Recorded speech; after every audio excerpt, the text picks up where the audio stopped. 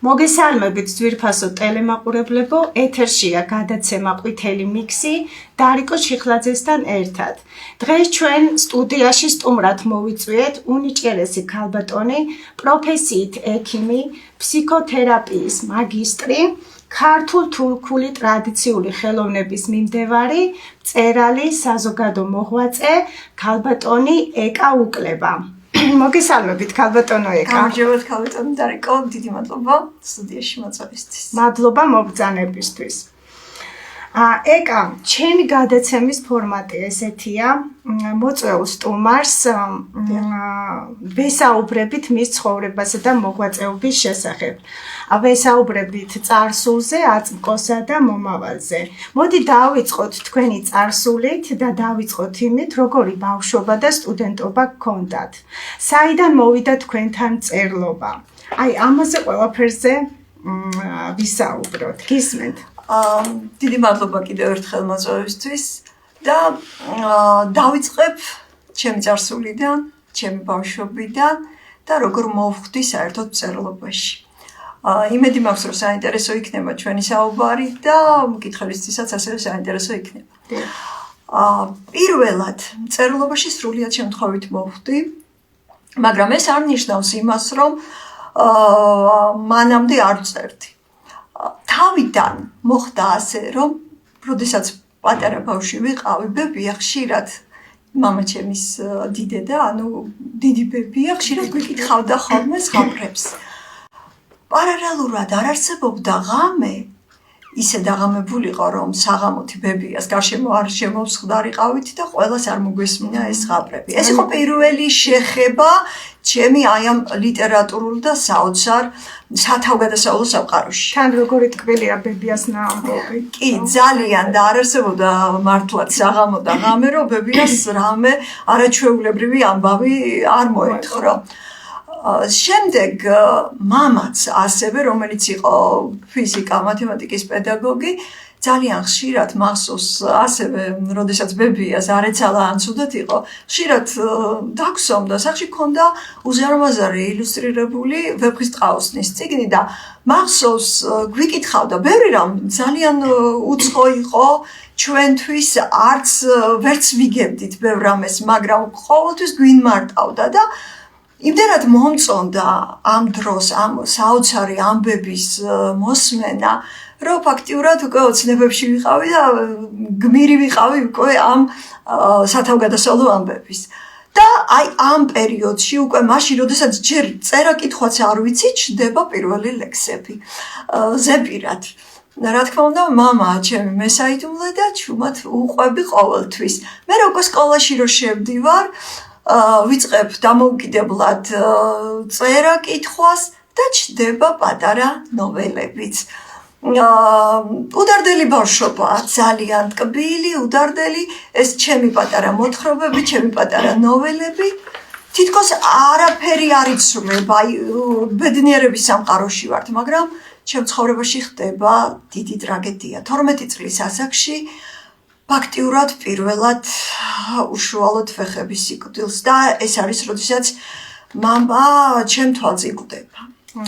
ეს იმხელა ტრაგედია იყო, რომ ეს ამბავი, რომ გულში დატეულიყო, ალბათ 12 წლის ბავშვმა საკუთარი მაშინ დედაც არ იყო სახლში და საკუთარი თვალით ნახე უცებ იმპაქტით, მარტო მე და ჩემი ძმა უცებ იმპაქტით, როგორ კვდება სახსალამათი ადამიანი და მაშინ ყველაფერი ჩამოიმსხვრა, მეკონა რომ ყველა ოცნება დაიმსხვრა. უცებ გავდიდდი, ის 12 წლის გოგო 50 წლის ადამიანად ვიქეცი. და თითქოს ყველაფერი შავფერებში გადაიზარდა და აი ეს ტკივილი, ეს ემოციები, რომელიც მაშინ განვიცადე, არ შეიძლებოდა რომ ხელში დატეულიყო, ეს უნდა გარეთ გამოსულიყო და ვიწყებ უკვე აქტიურად წერას.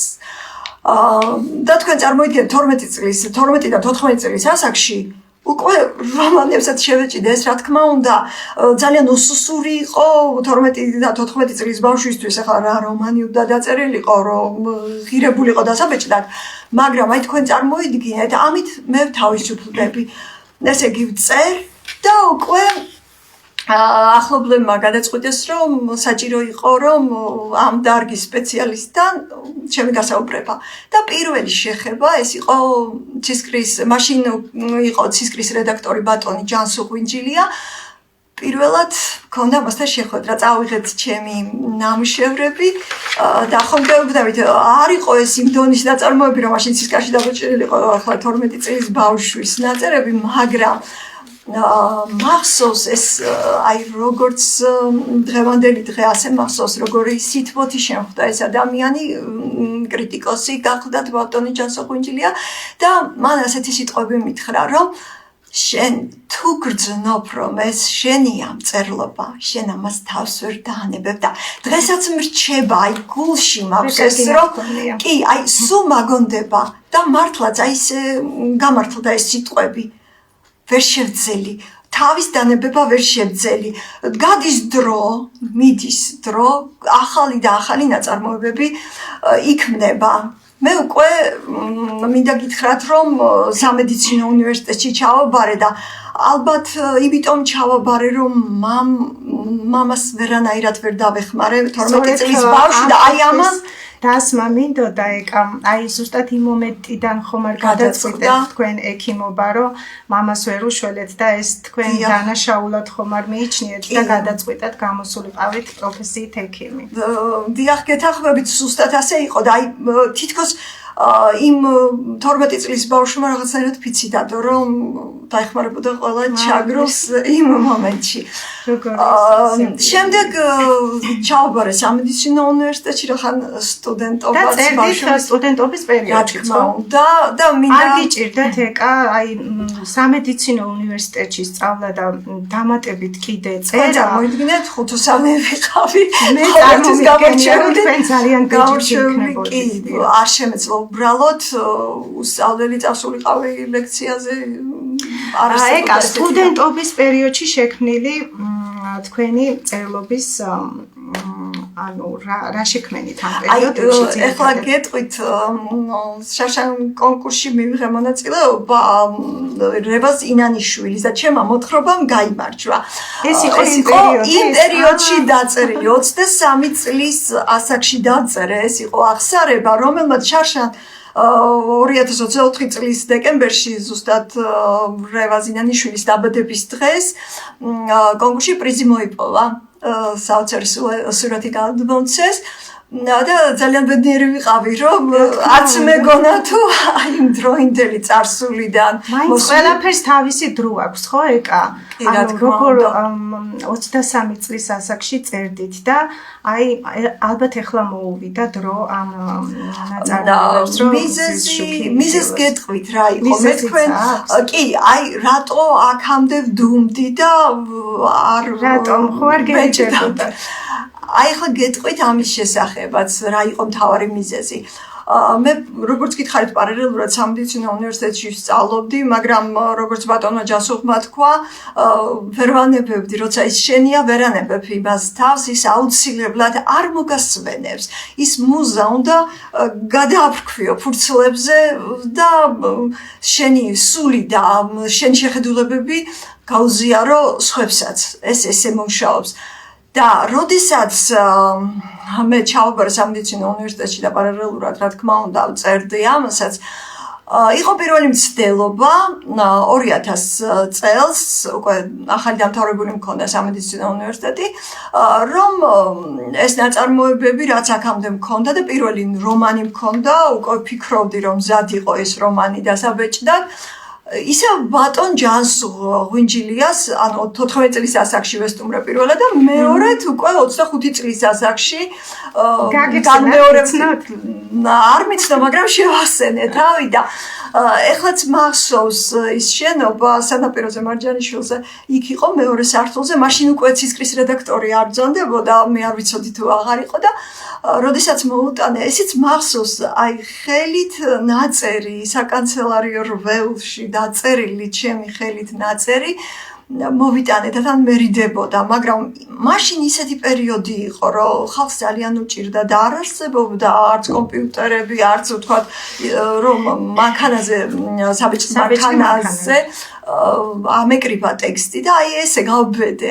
და თქვენ წარმოიდგინეთ, 2 თვის განმავლობაში არ მივსულ ვარ, იმიტომ რომ მე შინოდა რამე არ მითხრას ისეთი, რომ წერილობაზე ხელი ჩამოქნევინოს თქო და მე ვასოს დედამ მითხრა რომ აუცილებლად მიაკითხე არ დაკარგო შენი ნაშრომი და როდესაც მივედი აი ეს შეხვედრაც ძალიან კარგად მახსოვს მიცნო იმ წუთში და მიუხედავად იმისა რომ 2 თვე იყო გასული წამოდგა ფეხზე სადახარ აქამდეო მისაყვედურა და პირველი შეკითხვა რაც იყო მე წავიკითხე თქვენი ნაწარმოები და რამდენი წლის ხართ მივთხარი 25 წლის ვარ და ეს ნაწარმოები აუცილებლად უნდა ცისკარში წაიღოთ და გამოგზავნა მაშინ ბატონ ზაურ კალანდიასთან მაშინ 2000 წელს ცისკრის რედაქტორი იყო მაგრამ ერთი დაბრკოლება გახლდათ რომ ამ რომანის აკრეფა ძალიან ძნელი და რთული იყო ამიტომ იძულებული გავხდი რომ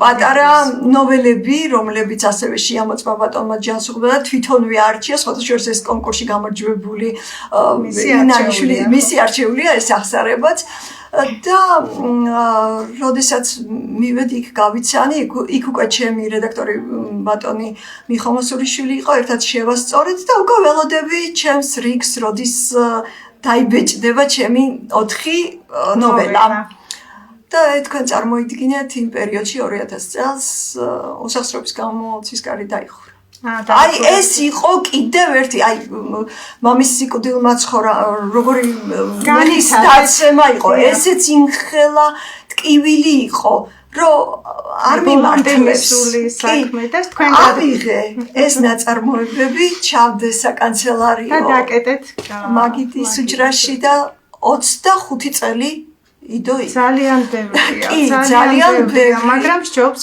ვიდრე არასდროს ეკა ალბათ ეკა მოდი გადავიდეთ თქვენს წერლობაზე რომელსაც ძალიან ბევრი წლები მიუძღვენით შეიძლება ცრემლშიც დაგიწერიათ ბევრი რამ შეიძლება მხიარულათაც სიცილშიც მაგრამ მოდი გადავავლოთ თვალი თქვენი წიგნების პირველი ეტაპი არის წიგნების სერია ხმა წარსულიდან ანუ ხმა წარსულიდან ეს თქვენი წიგნები იმ წარსულის გამოძახილია, ხო?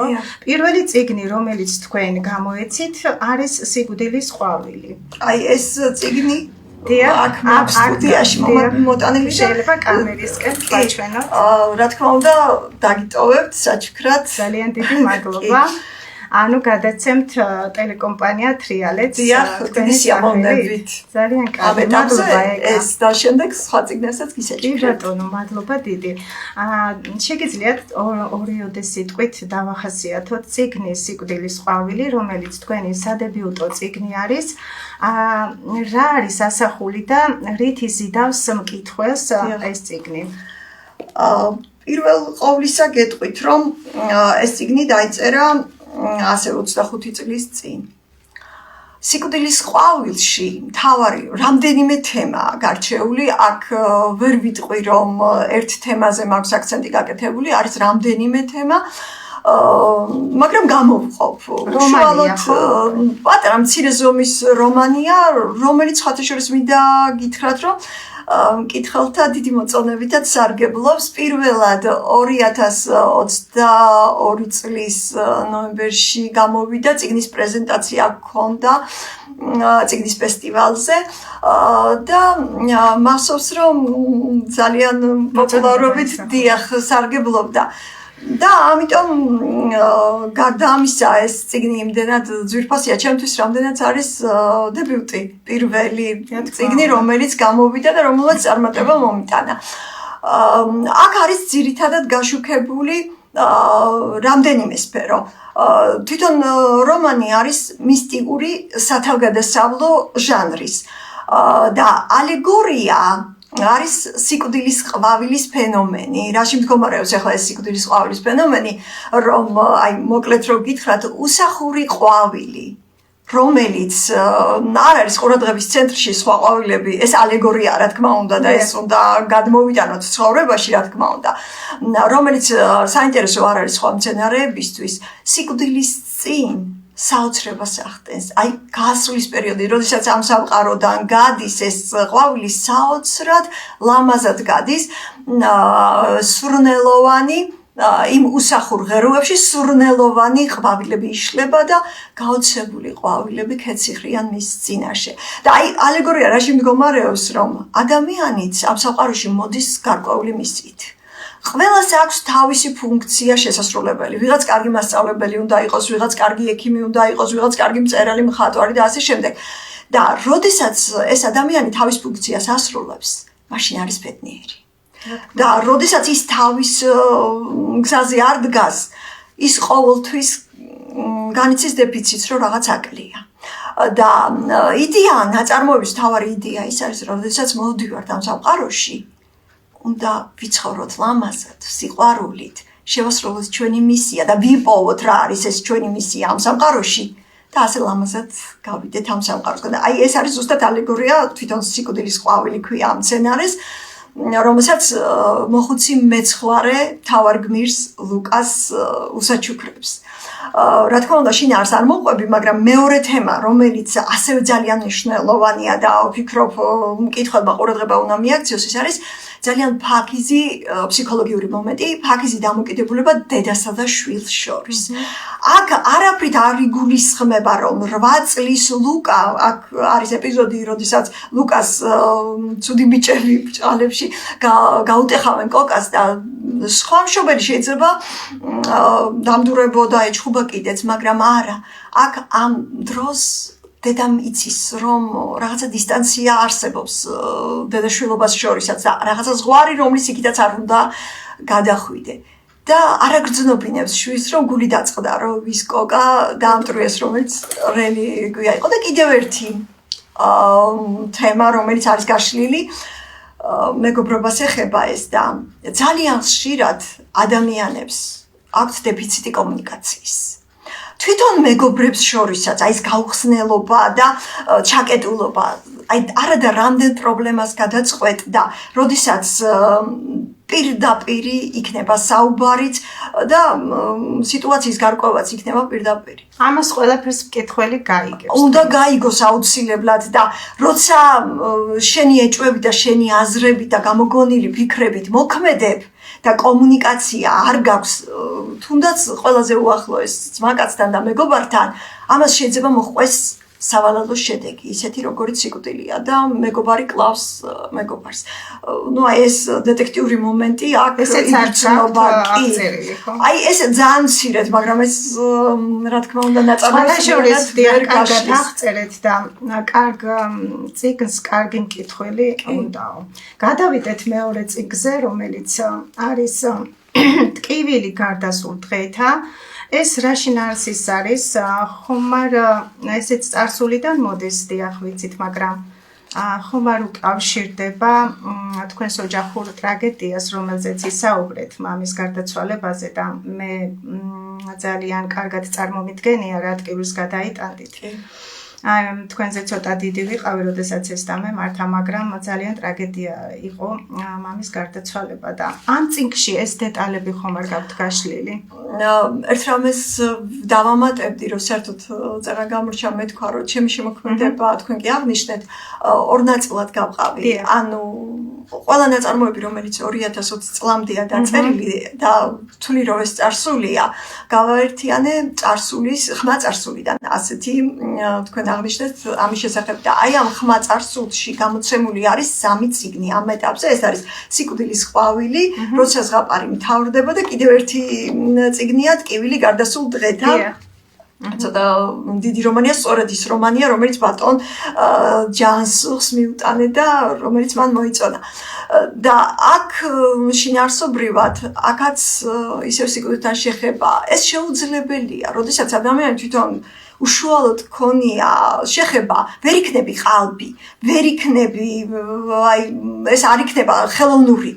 ეს განცდილი მაქვს და აი ყველა ჩემი კითხვით მეუბნება ხოლმე რომ როდესაც შენ სიკვდილის ყვალს კითხულობ ან ტკივილი გადასულ დღეთა თითქოს ეს მომენტები თვითონ გაქვს განცდილი რა თქმა უნდა ეს განცდები თავად მაქვს ეს არ ყოფილა მართლა ხელოვნურად მოტანილი ის რასაც იმ წუთს ბრძნობდი და განვიცდიდი ეს გაიჟღინდა ფურცლებში აუცილებლად ესე იქნებოდა აქ ახლა შინაარსობრივად საკმაოდ დიდია და ვერ მოყვები კითხავს დავუტოვოთ თვითონ რომ წაიკითხავს ალბათ დასკვნებს თავად გააკეთებს სად არის იყავება და სად არის ნამდვილი ამბავი მაგრამ მე ყოველთვის ვცდილობ რომ უბრალოება და გულწრფელობა მიმაჩნია რომ ეს არის ყველაზე დიდი ადამიანური სამკაული რაც კი შეიძლება ადამიანს ჰქონდეს და ყოველთვის იგრძნობა ნაწარმოებში ხელოვნურობა ყოველთვის იგრძნობა რა არის ნამდვილი და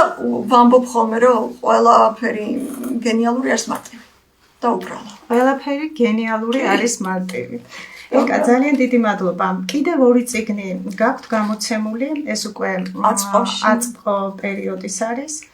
ეს არის წიგნი ფოთოლცვენის სიო და წიგნი აკლდამათა საიდუმლო. აკლდამათა საიდუმლო. როგორ აი ძალიან მარტივად, მოკლედ რო განვიმარტოთ აკლდამათა საიდუმლო რატო დაარქვით? საერთოდ ფოთოლცვენის სიო უფრო რეალურ საფუძვლებზეა და რეალურ ცხოვრებაზეა აგებული და აკლდამათა საიდუმლო ეს არის უკვე მისტიკა მისტიური სამყარო ზოგჯერ მწერალი როდესაც ამას ვერ ამბობს რეალურად და შეპარვით მიმართავთ ხოლმე მხატვრულ ხერხებს ალეგორიას მისტიკას და აი ხერხებს რომელიც უფრო კარგად ამბობს სათქმელს ვიდრე უნდა თქვას უფრო უკეთესად ამბობს სათქმელს და აქ არის მისტიკა მთლიანად ადამიანი რომელიც ასევე ტრაგიკული პიროვნება რომელმაც სხვათა შორის მინდა გითხრათ რომ შარშან ზაფხულში იყო წიგნის პრეზენტაცია წიგნის ფესტივალზე და ასევე პოპულარობით სარგებლობს ეს წიგნი და მოწოდება მკითხველის მოწოდებაც დაიმსახურა და აქ მისტიური ელემენტებიც უხვად არის თვითონ რომანის მთავარი გმირი ეს არის პეტრე იბერი რომელიც ობოლი ცხოვრებისაგან დაჩაგრული პიროვნებაა მაგრამ ერთადერთი ამას წინათ ინტერვიუ მქონდა და მკითხეს რომ თქვენი ყველაზე საყვარელი სიტყვა და მე ყოველთვის ვამბობ რომ ჩემი ყველაზე საყვარელი სიტყვა არის ტრანსფორმაცია ანუ აღდგენა როგორც ფენიქსივით აღდგეს ადამიანი როდესაც ეცემა და აი ზუსტად პეტრე იბერიც ყოველგვარი განსაცდელის შემდეგ რა უნდა მოვიდეს ადამიანს მშობლები დაკარგა ერთადერთი ადამიანი ვინც სიცოცხლეზე მეტად უყვარდა ისიც კი მოუკვდა და რაღა უნდა იყოს ამაზე მძიმე და აი თქვენ წარმოიდგინეთ ეს ადამიანი თითქოს კვდება ჩადის აი ქვესკნელში იმ მისტიურ სამყაროში და იქიდან მაინც ახერხებს როგორც ფენიქსი ისი აღდგეს და ადამიანებს დაეხმაროს რომ სიკეთე გააკეთოს და ეს ყველაზე დიდი ბედნიერება ალბათ ძალიან კარგი ეკა თქვენი წიგნების გარიყდა როდესაც ვნახე პირველად მე ძალიან მომეწონა იდეა მოკლედ ეკას წიგნები ყველა წიგნი შემოსილია ნაქარგებით და ეს არის საკუთარი ნაქარგები და გარდა იმისა რომ წიგნს აქვს თავისი სახელწოდება აქვს მეორე სახელწოდება ნაქარგ ყდიანი წიგნები ეს არის ჩემი შეხედულებით ინოვაციური არ მინახავს ასეთი წიგნი სოფლიოში ასეთი დიზაინით არის საკუთარი ნაქარგებით შემოსილი წიგნი ქალბატონო ეკა ეს არის თქვენი მე ესე ვთვლი რომ ეს არის ხო თქვენი ექსკლუზივი ეს არის თქვენი ბრენდი ეს ასეც უკვე როგორ გითხრა პირველი ხართ ვინც შექმნით ესეთი ნაქარგყდიანი წიგნები მოდი მოგვიყევით საიდან მოვიდა ეს იდეა რამ განაპირობა ვიცი რომ ძალიან კარგად კარგავთ და თითქმის ეს მასალა წინ გედოთ წინა წლებში ხო როდესაც წიგნები დაიბეჭდა უკვე საძიბარი აღარ გქონდათ თქვენ ყდა როგორ გაგეფორმებინათ მაგრამ ამ იდეას ხო მოფიქრება უნდა ეს ინოვაცია ეს მე არ ვიცი ძალიან მინდა ამაზე ისაუბროთ ორი სიტყვით იმიტომ რომ თქვენ იმდენი პროფესიები გაქვთ მე მინდა ცოტათი ყველაფერს შევეხო თქვენს დამსახურებაზეც ვისაუბრო და მოდი ძალიან ცოტა ინფორმაციით შემოვიფარგლოთ ნაქარხტიანი წიგნების შესახებ მადლობა მე გეტყვით რომ უკვე დიდი ხანია ბავშვობიდან ხელოვნების დარგებიც ასევე ძალიან მიყვარს როგორც მწერლობა კარგა გავლილი მაქვს სკოლები კარგვის ყველა სახეობა ფაქტიურად ყველა სახეობა ბისერებით კარგვა ოქრომკედი ჯრული ნაქარგობები ასევე თურქული ხელოვნება ებრუ მინიატურა მოვარაყება კერამიკა ასევე პროფესიული სასწავლებელი მაქვს დამთავრებული თექის ნაწარმის დამუშავებაზე და საკმაოდ ბევრი მასალა დამიგროვდა იმისთვის ვფიქრობდი რომ საკუთარი გამოფენაც კი მომეწყო საკუთარი გამოფენაც მაგრამ ვერ მოიცალეთ ხო პერსონალური გამოფენისთვის ამ ეტაპზე ვფიქრობ რომ ალბათ კიდე არის დასამატებელი წიგნებთან ერთად როდესაც თქვენ წიგნის პრეზენტაციას გადაწყვიტავთ თან უნდა დაურთოთ თქვენი ნამუშევრების გამოფენა. ეს იქნება ძალიან საინტერესო ვიზიტორებისთვის. ეს ყველა სერიოზული ნამუშევარია, რომელსაც სურათის სახე აქვს ამჟამად გამოფენისთვის მზად არის. და თავიდან, როდესაც პირველი წიგნი უნდა გამომეცა, იყო ასეთი შეხედულებები, რა სურათი წაგვემზღარებინა, რომელიმე მხატვრის და უცებ მოდის ესეთი აზრი მოდი ეს წიგნი იყოს მთლიანად ჩემი. რატო არ უნდა იყოს და აი ეს ნაქარგი სრული უფლება გქონდათ და კარგი გადაწყვეტილება და სათაურების მიხედვით რატომ სხვისი ნახატი ხო ეს წიგნზე ეს იყოს მთლიანად ჩემი სულის გამოძახილი იყოს მთლიანად და გამართლა სხვათა შორის ძალიან უცხო და ინოვაციური იყო. ეკა ძალიან კარგია ძალიან მომწონს იცით რა არის ნაქარგდიანი წიგნები მე ზოგადად ნაქარგობას ძალიან დიდ პატივს ვცემ მაგრამ ეს რო წიგნზე გადაიტანო და ამას კიდე მეორე მხრიდანაც შეხედო ეს ძალიან სასიამოვნოა მე მაგალითად ძალიან კმაყოფილი დავრჩი ამ გადაწყვეტილებით რაც არის ძალიან უცხო არა ყველას უკვირს როგორ ნაქარგდიანი წიგნები და თვითონ ფოტოს და ნახატის მაგივრად ნაქარგია გამოყენებული და სხვათა შორის ძალიან ლამაზი გამოვიდა და თემატურია ქალბატონი ეკა თავის ნაწარმოებს უხამებს ნაქარგსაც ორ სფეროს ვაერთიანებთ პროზას და ძალიან სასიამოვნო არის ამის ყველაფრის ნახვა და წაკითხვა რა თქმა უნდა ეკა ვიცით რომ მეექვსე წიგნი დასრულებული გაქვთ და ელოდებით პრეზენტ გამოცებას და დაიბეჭდება სხვათა შორის ნაქარგიც დასრულებული მაქვს უკვე მეექვსე წიგნის იყიდება ბედნიერება 2025 წლის ბოლოსთვის შემოდგომისთვის ძალიან მინდა რომ ისიც დაიბადოს და ბზის სხივები იხილოს რამდენად შეძლებთ ეს ნახოთ უკვე დრო გვიჩვენებს მაგრამ სურვილი მაქვს და საინტერესო ის არის რომ ეს ახალი წიგნი არის ფსიქოლოგიური უფრო და აი აქ თუ ნაქარგი და პროზა იქ არის ფსიქოლოგია და რომანი ერთმანეთთან შერწყმული ორი ინოვაცია ასევე ინოვაციური და 10 აქსიომა ქვია ამ იყიდა ბედნიერება, ანუ 10 აქსიომა და ამ აქსიომებთან ერთად ის რაც მთელი ცხოვრების განმავლობაში მე შეცდომებზე და პირად გამოცდილებებზე მივიღე გაკვეთილები, ეს მაქვს 10 აქსიომის სახით ჩამოყალიბებული და ძალიან მშრალი რო არ ყოფილიყო, საერთოდ ფსიქოლოგიურ წიგნებს რო კითხულობ, ცოტა მშრალია და ბევრი რაღაცა და წიგნის დახურვისთანავე გავიწყდება. პარალელურად მითის რომანი, რომელიც თითქოს ამ აქსიომას ამტკიცებს, განამტკიცებს და უკეთესად გამახსოვრდება. ნახოთ როგორ მიიღავს კითხველი, ყოველ შემთხვევისთვის აუცილებლად დაგპატიჟებთ წიგნის პრეზენტაციაზე, რომელიც სავარაუდოდ შედგება ალბათ წლის ნოემბრისთვის ალბათ ნახოთ. წლის ბოლომდე, ანუ 2025 შედგება პრეზენტაცია. სიამოვნებით მოგიწევთ ჩვენთან სტუდიაში. მადლობა მეც სიამოვნებით. ეკა ჩვენ ვერ ამოვწურავთ თქვენი მწერლობისა და ხელოვნების შესახებ თემას, მაგრამ ამ ეთერში მინდა კიდე თქვენს ძირითად პროფესიაზეც ვისაუბრო. ეს თქვენ ბრძანდებით ექიმი. ძალიან ბევრ ადგილებში მუშაობდით, ქალაქებში, უფრო სწორად თბილისში, რუსთავში. ბევრი შემოთავაზებები გქონდათ. რატომ ვამბობ ამას? ამას იმიტომ ვამბობ, რომ თქვენ ეხლა მუშაობთ თქვენს მშობლიურ რაიონში, სოფელ ნორიოში, ხო, როგორც ვიცი. და თქვენ ყველა შემოთავაზებაზე საბოლოოდ თქვით უარი, მცირე პერიოდი იმუშავეთ და მაგრამ მაინც დაუბრუნდით და უფრო უპირატესობა მიანიჭეთ თქვენ რეგიონში, თქვენს რაიონში გემუშავათ.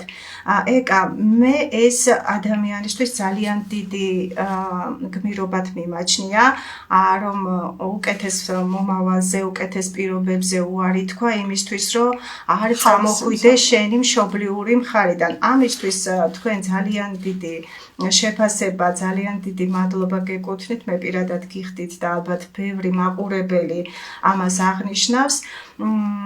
ეკა, აი მოგვიყევით ძალიან მოკლედ, იმიტომ რომ ჩვენი დროც იწურება და მინდა ყველაფერი მოვასწრო, ყველაფერი ჩავატიო.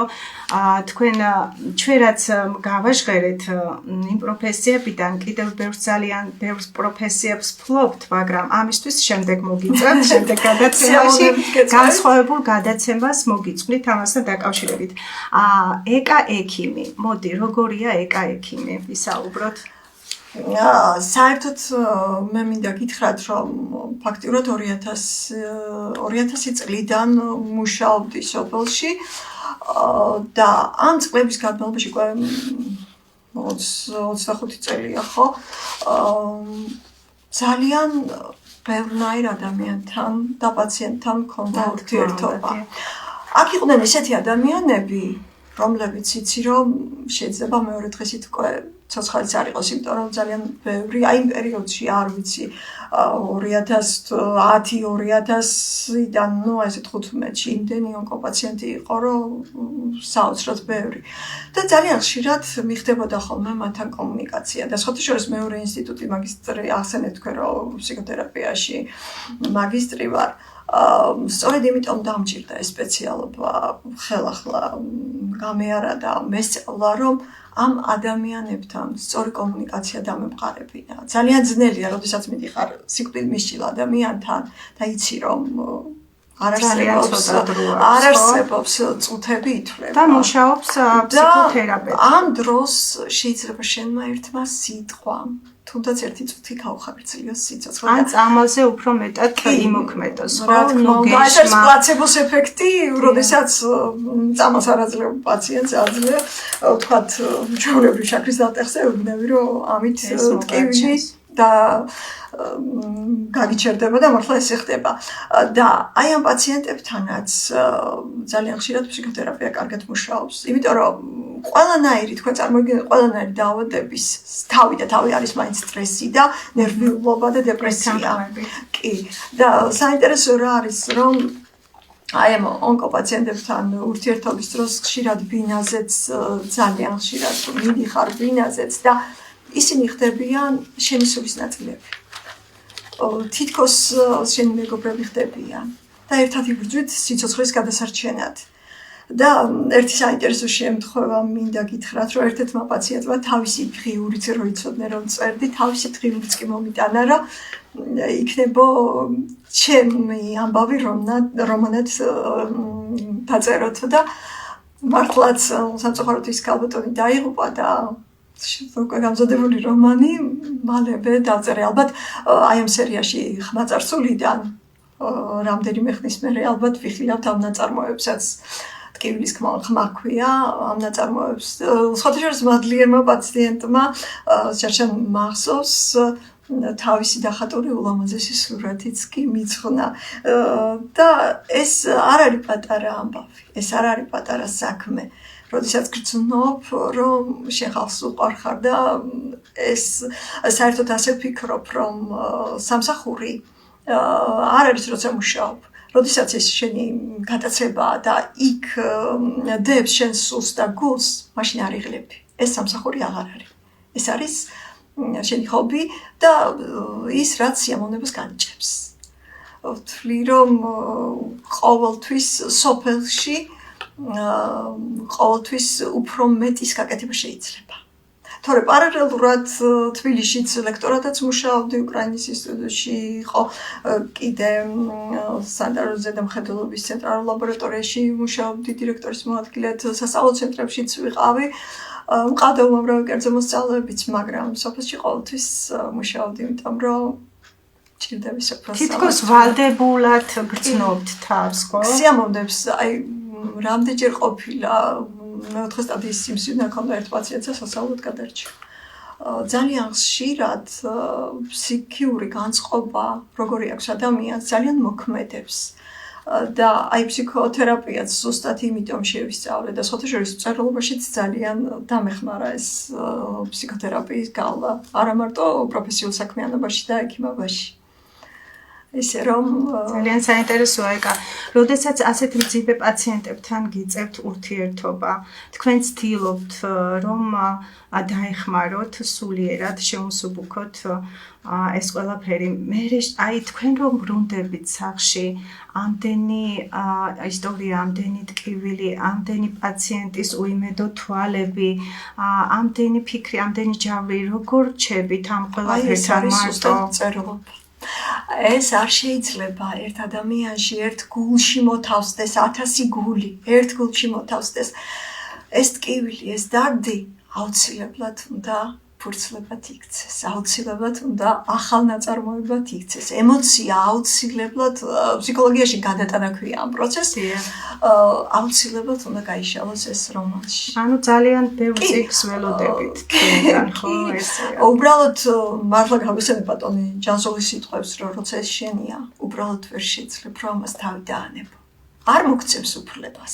შეიძლება ღამე გაგეღვიძოს ეს მოზაა. და ამ დროს უცებ ჩაიწერო ეს აზრი, რომელიც იმ წუთას მოგივიდა. ზუსტად იმ დროს უნდა დაიწეროს, როცა მოგივიდა. შემოქმედებით პროცესსაც თვითონ ვერ განვაგებ.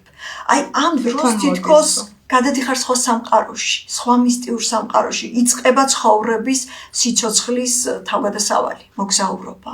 შენ მოგზაურობ და ისედაც ვთვლი რომ სიცოცხლე არის ამ სამყაროში მოგზაურობა. ერთი განსაკუთრებული სულის მოგზაურობა და მე ვთვლი რომ ყველა ადამიანი არის განსაკუთრებული და იდეალური და უნიკალური. შენ რომ მარიყო ამ სამყაროში, რაღაცა ეკლდებოდა ამ სამყაროს.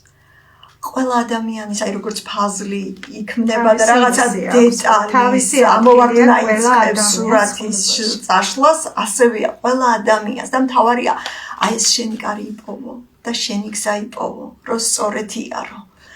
სხვანაირად არ შეიძლება. და როცა ადამიანი გრძნობს, რომ ის რასაც ვაკეთებ, ეს მე სიამოვნებს, აი უკვე მისია შესრულებულია. ეს არის ძალიან დიდი ბედნიერება. ძალიან კარგი აკრთოვანებული ვარ თქვენით და მე მართლა მინდა მიულოცო თქვენს მხარეს, თქვენს რეგიონს, სოფელ ნორიოს, რომ ესეთი მარგალიტი ყავს ეკას სახით.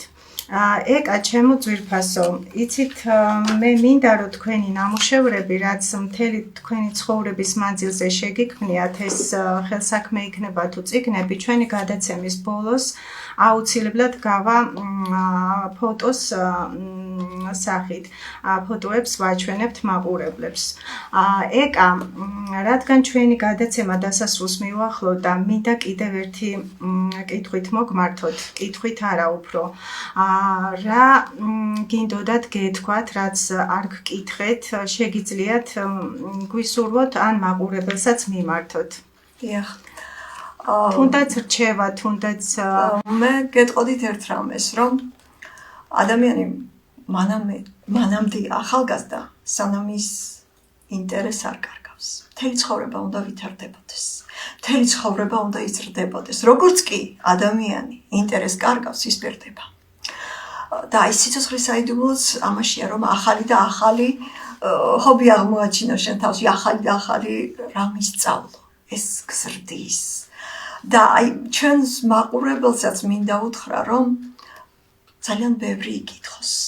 წიგნები არის კომპასი, რომელიც სწორ გზას გვიჩვენებს, რომელი გზით უნდა წავიდეთ.